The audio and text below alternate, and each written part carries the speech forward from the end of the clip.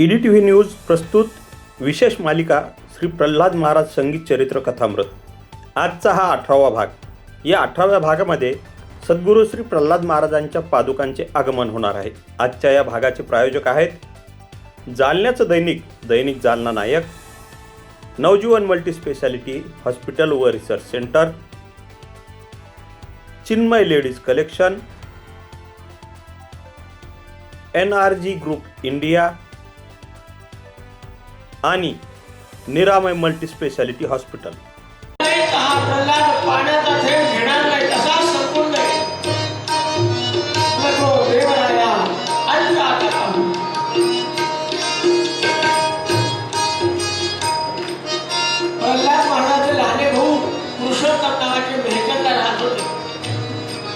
त्यांना समजलं की आपले राम हरवले, ते बैलगाडी करून निघाले प्रल्हाद महाराजांच्या बरोबर।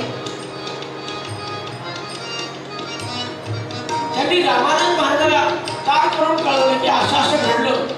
त्यांना भीती वाटू लागली ना, आमच्या दादा राम सापडले तर पाणी पिणार नाही, कसं मी मुलाचे दिवस आहे। घाबरून त्यांनी रामानंद महाराजांना तार केली। तशीच त्यांची विद्यागुरु सकाळी शास्त्री यांच्याकडे माणूस पाठवतात। असं घडलंय का, काहीतरी पर्याय काढावा लागेल, महाराजांना पाणी पाजावं लागेल। त्यांनी पाणी पिणार, आई पिणार नाही, भावनाई पिणार नाही, मलाही पाणी पिता येणार नाही। व्याकुळ झाले, सगळे लोक व्याकुळ झाले महाराज।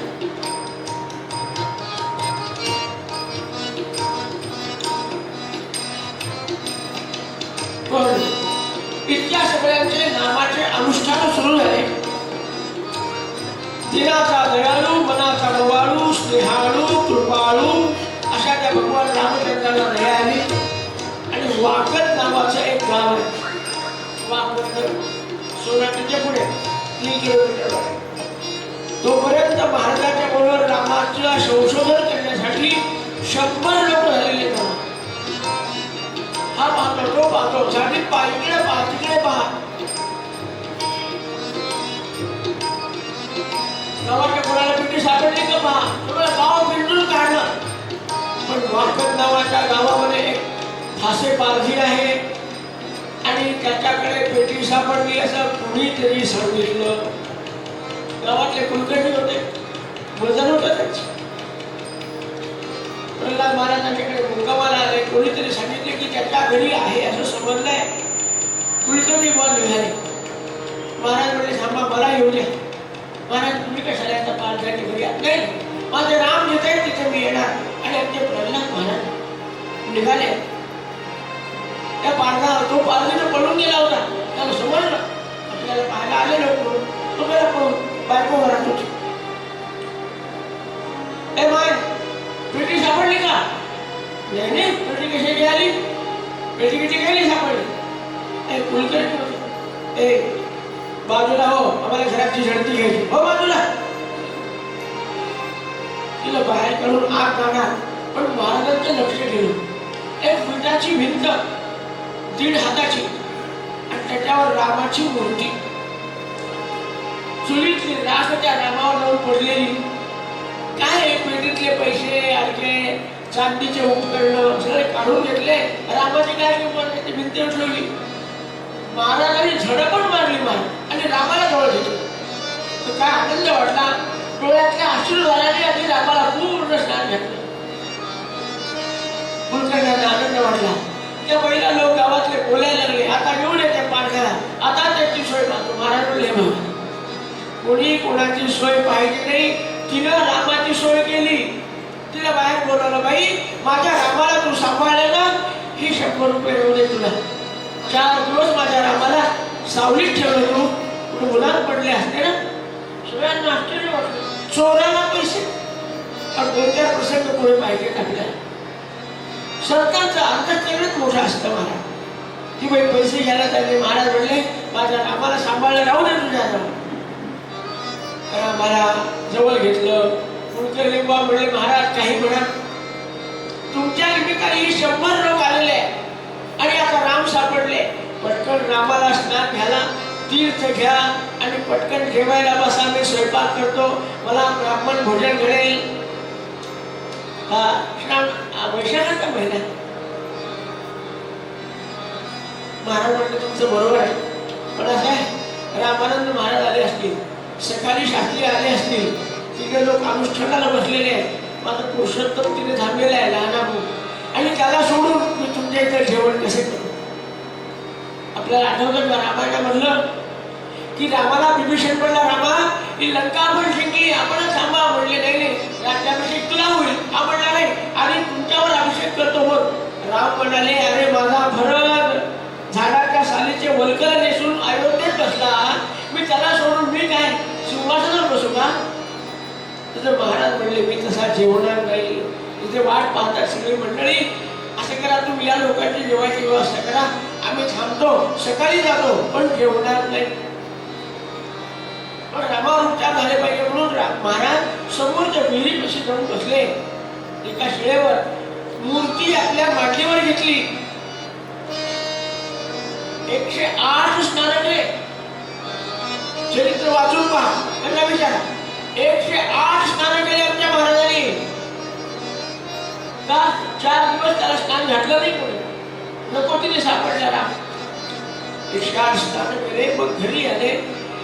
काय सांगावं तुम्हाला, जेव्हा महाराज आणि त्यांच्या बरोबर 100 मंडळी सापडलेल्या नव्हे हरवलेल्या रामाला बरोबर घेऊन आली. सोबतल्या बरोबर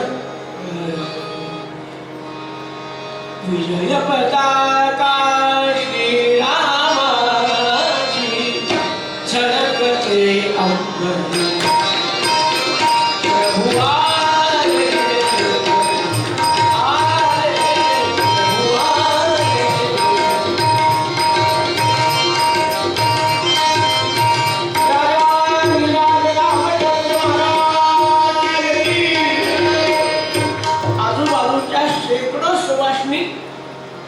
रामाला ओवाळण्यासाठी आले. अख्खं गाव रामाच्या स्वागतासाठी. मला वाटतं नेमकं याच वेळेला परमपूज्य प्रल्हाद महाराज पादुका रूपाने आलेले आहेत. कृपा करून आपण कोणी जागा सोडायची नाही, आपल्याला प्रत्येकाला निवांत दर्शन होत आहे. जागेवर बसून महाराजांचं स्वागत करूया आपण. एकंदरीत प्रभू रामचंद्राला ओवाळून, प्रल्हाद महाराजांना ओवाळून महाराजांनी आधी रामानंद महाराज आले होते, त्यांना साष्टांग नमस्कार केला. महाराज केवळ आपली कृपा म्हणून राम सापडले, पण अपराधासारखं वाटत होतं. आपण आपले प्राण माझ्याजवळ दिले आणि मी सांभाळू शकलो नाही, मी किती अपराधी असं वाटत होतं. पण आपण खरेच कृपासागर आहात, आपण कृपासागर आहात म्हणून राम सापडले. मी भाग्यवान ठरलो. रामानंद महाराजांनी मस्तकावर हात ठेवला. अरे म्हणा, जीवनामध्ये असे प्रसंग येत असतात, पण तू अंतःकरणापासून रामाची सेवा केली म्हणून राम तुला सापडले. सकाळी शास्त्री आले होते, विद्यागुरु, त्यांना नमस्कार केला. आणि मग काय सांगा महाराज, आपल्या मातोश्रीला नमस्कार केला. 80 वर्षाची म्हातारी 5 दिवस पुन्हा अन्न पाण्याची राहिली. आणि संतांच्या घरी जन्माला येणे, त्यांच्याशी संबंध असणे फार भाग्याची गोष्ट आहे.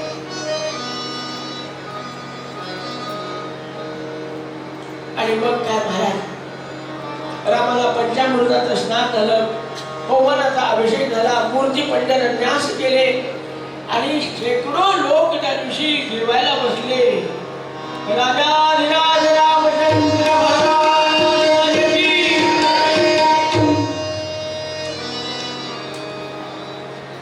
सद्गुरूंची अक्षरशः आज्ञा पालन किती अवघड असतं महाराज.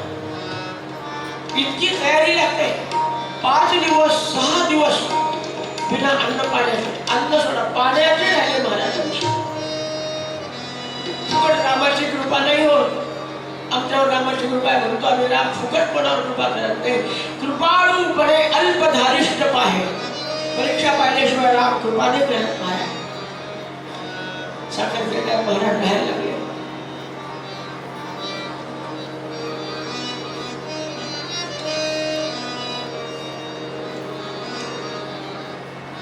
हळूहळू नावाची साधना महाराजांची वाढत चालली.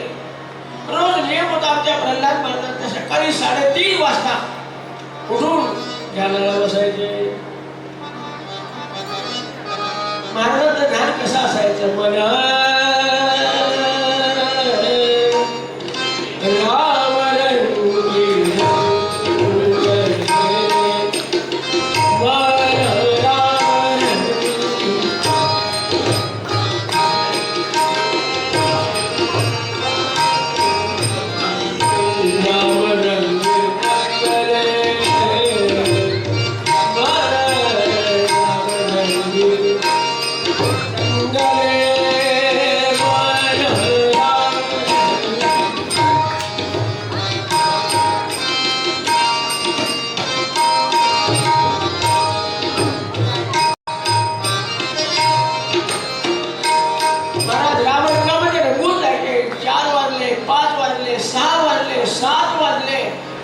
महाराजांचं समाधी साधन संजीवन नाम शांती दया समसर बाभूता समाधी साधन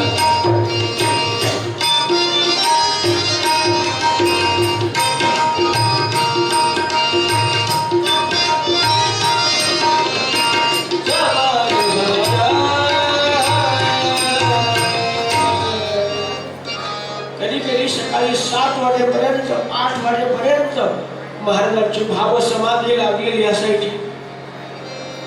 अग्निहोत्री असल्यामुळे सूर्योदयाला स्नान आणि सूर्योदयाला जर अग्निहोत्राच्या आहुती दिल्या गेल्या नाही तर दुसऱ्या दिवशीच्या सूर्योदयापर्यंत अन्न ग्रहण करता येत नाही.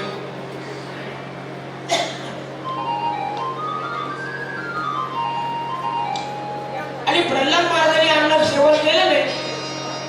सगळ्या घरातल्या लोकांना उपवास व्हायचा, रामाचा नैवेद्य व्हायचा, विद्यार्थ्यांचं जेवण व्हायचं, आल्या गेल्याचं सगळं व्हायचं, पण महाराजांच्या घरातलं कोणी अन्न घेत नव्हतं, पाणी पित नव्हतं. काय अवघड. महिन्यातून 3-4 वेळा असं व्हायचं. एकदा सद्गुरु रामानंद दया एकदा रामानंद महाराजांच्या घरी आहे. 2 दिवस मुक्काम होता. गंगामाईला बोलवलं, माय कसं काय चाललं? महाराज आपला आशीर्वाद आहे, सगळं चांगलं चाललंय. एक बोलू का? बोल ना, त्यासाठी तुला बोलवलं. माय बोल. रामानंद महाराज आणि प्रल्हाद महाराजांमध्ये फक्त 8 वर्षाचा अंतर आहे. म्हणून प्रल्हाद महाराजाच्या आईला रामानंद महाराज गंगामाय असं म्हणायचे. बोल माय बोल. काय म्हणते? काही नाही हो. हे प्रल्हादाचं असं व्हायला लागलं आजकाल 3 वाजता उठून एकदा तोंडावर उपडणं घेऊन बसला, 8 वाजेपर्यंत त्याची समाधीच उतरत नाही. आनंद वाटला महाराजांना. अहो तो नामात रंगतो हे चांगलं आहे हो, पण त्यामुळे काय होतं की अग्निहोत्री असल्यामुळे सूर्योदयाला आहुती दिल्या गेल्या नाही की उपास लावं लागतं. महिन्यातून 4-4 उपास त्याला घडतात, आम्हाला घडतात. रामानंद महाराजांना एक माहिती आहे, माझा शिष्य आहे, माझ्या आज्ञेप्रमाणे वागेल, पण हा वेदशास्त्र संपन्न आहे. याच्या मनामध्ये तुझ्या परिस्थिती उत्पन्न होईल, वेदाची आज्ञा पाळू का गुरुची आज्ञा पाळू? म्हणून आपण काय केलं पाहिजे? आपण काही आज्ञा दिल्यापेक्षा आपल्या गुरुकडे गेलं पाहिजे, म्हणजे त्याच्या परम गुरुकडे गेलं पाहिजे. आणि महिनाभरावर गुरुपौर्णिमेचा उत्सव आला आणि त्यावेळेला ब्रह्मचैतन्य महाराजांनी देह ठेवला होता. तात्यासाहेब महाराज केतकर लँचेटवर त्यांच्यामध्ये महाराजांचा संचार व्हायचा. त्यांच्याकडे प्रल्हाद महाराजाला घेऊन रामानंद महाराज निघाले.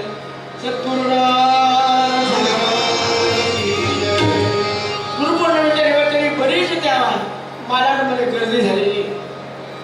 रामानंद महाराजावर प्रेम होती, बोलवलं. प्रल्हादावर प्रेम होती, बोलून घेतलं त्यांना.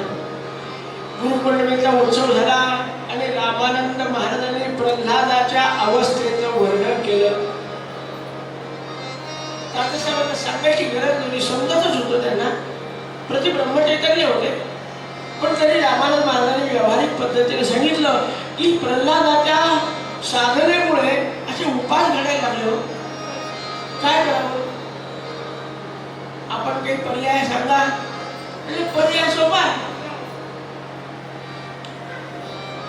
पांडुरंग बुवा, प्रल्हादा एक लक्षात ठेव, की जे कर्मकांड आहे ना, अग्निहोत्र असू द्या वगैरे वगैरे, हे कर्म कशासाठी आहे? अंतःकरणाच्या शुद्धीसाठी आहे. ज्याचं अंतःकरण शुद्ध झालेलं आहे आणि ज्याच्या हृदयात रामच आलेले आहे, त्याला अग्निहोत्राची काय गरज आहे? मला असं वाटतं की रामाने आजपर्यंत केलेल्या अग्निहोत्राचा नियम पूर्ण आपल्याकडून करून घेतला. आता अग्नि कार्याचा समारोप करू शकता. शास्त्रीय पद्धतीप्रमाणे समारोप करावा. कोणी सांगितलं? गुरुच्या गुरुने सांगितलं. रामानंद महाराज सांगू शकत नव्हते का? नाही, पण त्यांना वेदाची आज्ञा बोलण्याची तळमळ लागली असते. आज परमगुरुने सांगितलं, परात्पर गुरुने सांगितलं. साखर शिरलेला प्रल्हाद महाराज आले, रामानंद महाराज आले आणि इष्टीच्या दिवशी समारोप करण्याचं ठरवलं. अनेक विद्वान ब्राह्मण शास्त्रीय पंडित विद्यागुरूंना बोलवलं आणि अग्निकार्याचा समारोप केला. राजा विराज रामचंद्र अग्निनारायण भगवान की.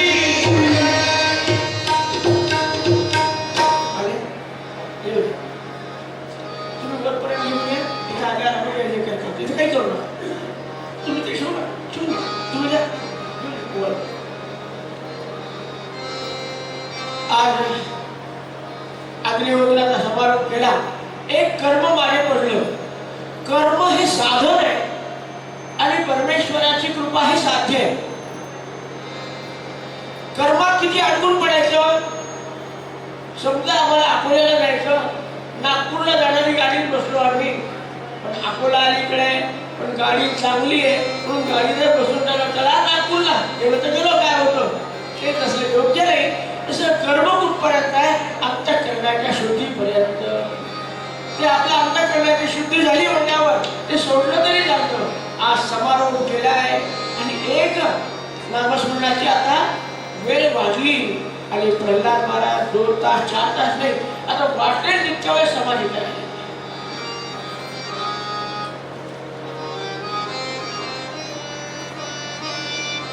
काय झालं? आपल्या राम मंदिराचं बांधकाम चालू होतं पहा. एक आमच्या साखर खेळण्याचा सुतार, त्यांचं बाळाभाऊ भालेराव असं नाव आहे. त्याचे नातेवाईक आपल्या जिल्ह्यात आतापर्यंत होते. आता इथून गेले मुंबईला. सुतारी काम करणारा कलाकार माणूस चांगला. परभणीला काही कामानिमित्त गेलेला. परभणीहून रेल्वेत बसून जालन्याला यायचं, जालन्यावरून साखर खेळायला जायचं. परभणीहून रेल्वेमध्ये बसलेले उन्हाळ्याचे दिवस त्यांनी आपल्या डोक्याची टोपी काढली, अंगातला सदरा काढला, त्या सदऱ्याच्या खिशामध्ये पैसे, त्या सदऱ्याच्या खिशामध्ये रेल्वेचं तिकीट सगळं घेतलं. उशारा रिकामं सीट दिसलं, झोपले.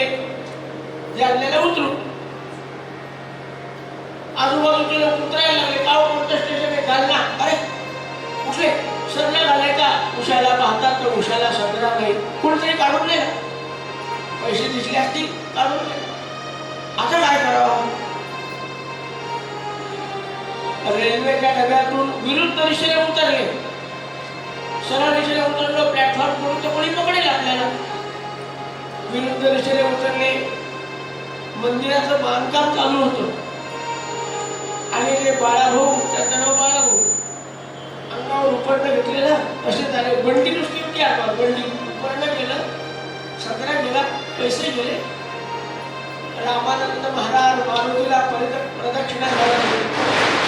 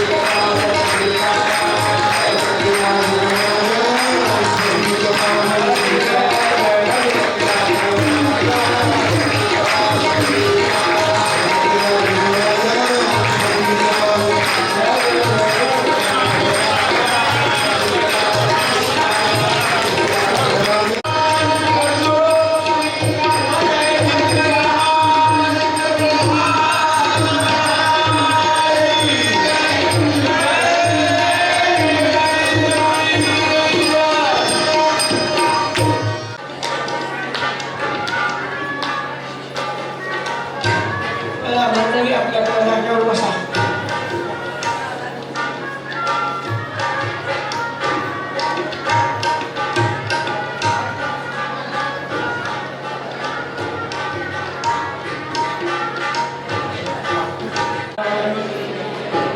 गुरु ब्रह्म चैतन्य रामानंद प्रल्हाद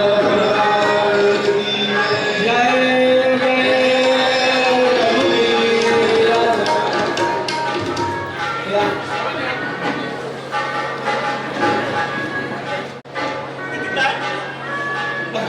स्वातंत्र्य सभा.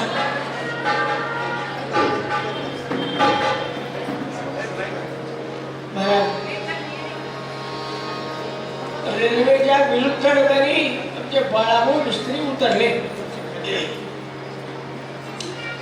मला रामानंद महाराजांचं औदार्य सांगायचं आहे. प्रल्हाद महाराजांचं औदार्य आपण पाहिलं, घरावर तुळशीचं पान ठेवलं. रामानंद महाराजांचं सांगतो, हे बाळाभाऊ मिस्त्री आले तेव्हा रामानंद महाराज प्रदक्षिणा मारत होते.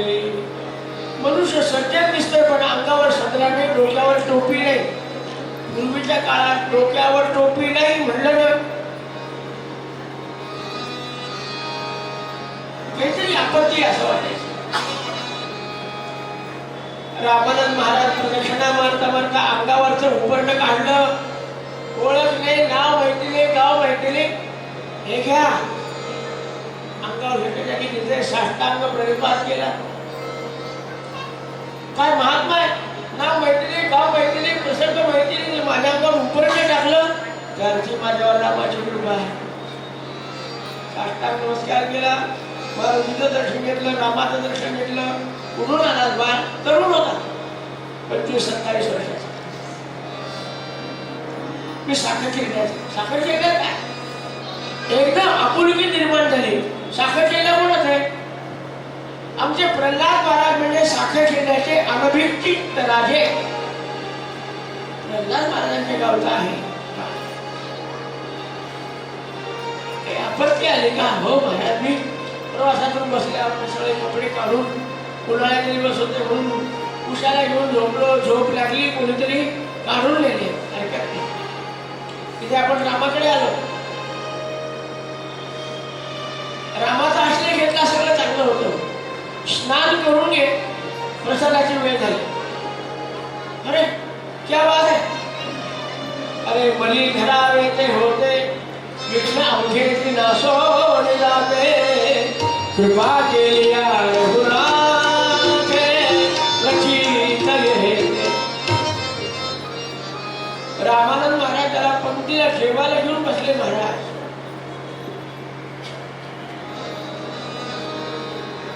जेवण द्यायला म्हणलं, महाराज येऊ का आता?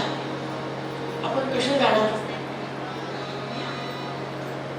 माझं गेलं सगळं, उत्पन्न दिले. मी सुतार आहे महाराज, कुठेतरी काम मिळतं का पाहतो. 2 दिवस काम केलं की पैसे मिळतात, घरी जातो. अरे वा, आपल्या रामाचं काम चालू आहे. खिडक्या बनवता येतील म्हणले. हो महाराज, एखादी खिडकी बनव. आमच्या जुन्या कारागिराला पसंत पडली. राहा 4 दिवस, 2-4 कामं करून बोलता घरी.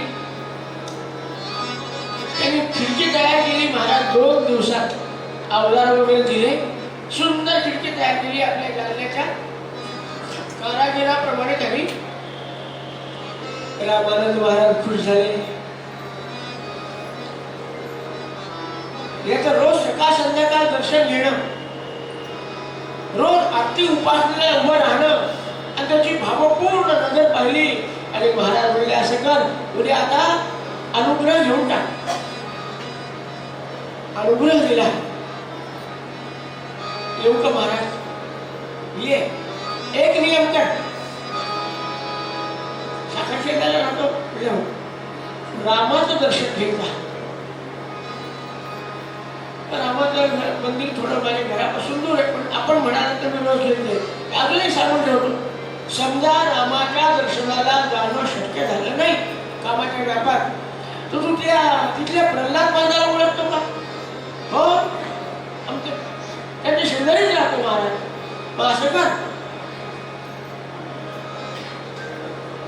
प्रल्हाद झाड पाळा श्रीराम मूर्ती बंक प्रल्हाद सानवाळा श्रीराम मूर्ती बंक दर्शनात याच्या दीनबंधू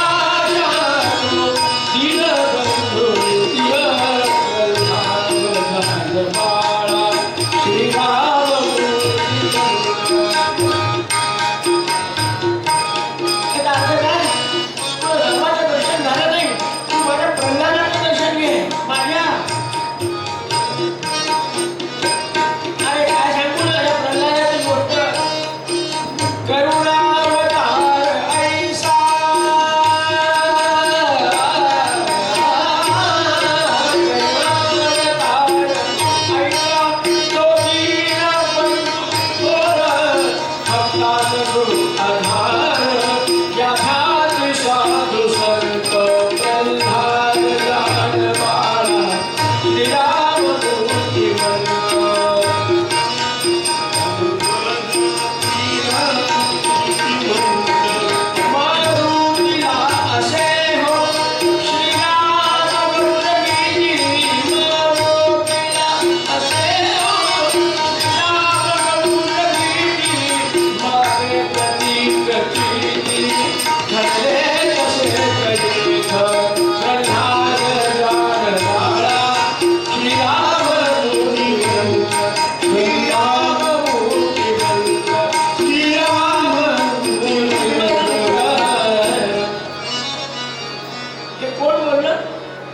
रामानंद महाराज म्हणतात की माझा प्रल्हाद प्रत्यक्ष राम आहे. एवढं सर्टिफिकेट आहे. कोणी दिलेलं आहे? विद्यापीठाचं नाही आहे. सद्गुरूंनी सर्टिफिकेट दिलं. नाही रामाचं दर्शन झालं तर प्रल्हादाचं दर्शन घे. आज याला समजलं हे प्रल्हादाला आम्ही फक्त प्रल्हाद बुवा म्हणतो.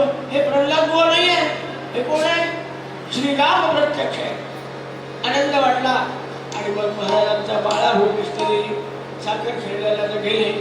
पण रोज प्रल्हादाच्या दर्शनाला यायचे.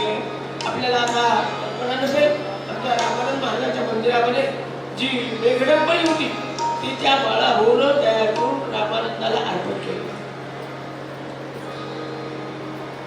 म्हणजे प्रल्हाद महाराजांचा अधिकार आपण पहा की रामानंद महाराजांनी सांगावं माझं नको पण प्रल्हादाचं दर्शन घे. आपण त्याच्या आधीचं वर्णन ऐकलंय.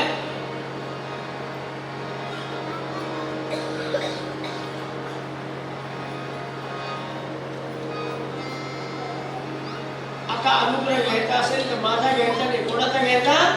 प्रल्हादाचा घ्यायचा असं रामानंद महाराजांनी आधी सांगितलं. शिष्यात इच्छेत पराजयम शंकराचार्य महाराज म्हणाले. असं आमच्या प्रल्हाद महाराजांचं जीवन आहे. असो रामानंद महाराजांनी जालन्याचा सभामंडप पूर्ण केला. 1927 साली पूर्ण झाला. 1924 ते 1927 4 वर्ष रामानंद महाराजांनी उपवास केले. असा हा सभामंडप आहे. त्याचा आपण यावर्षी म्हणजे 2027 साली आपण शताब्दी महोत्सव साजरा करणार आहोत.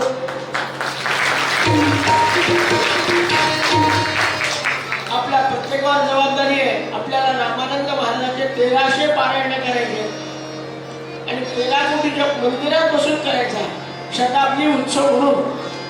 अजून वेळ आहे. या नोव्हेंबरला सुरुवात करायची आणि 27 नोव्हेंबरला तो पूर्ण उत्सव होणार आहे.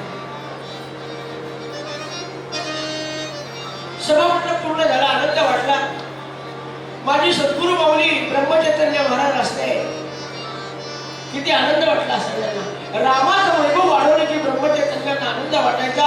पण आज ते ब्रह्मचैतन्य तात्यासाहेबांच्या रूपाने आहे. ब्लँकेटवर तात्यांचं वर्णन ऐकलं आपण.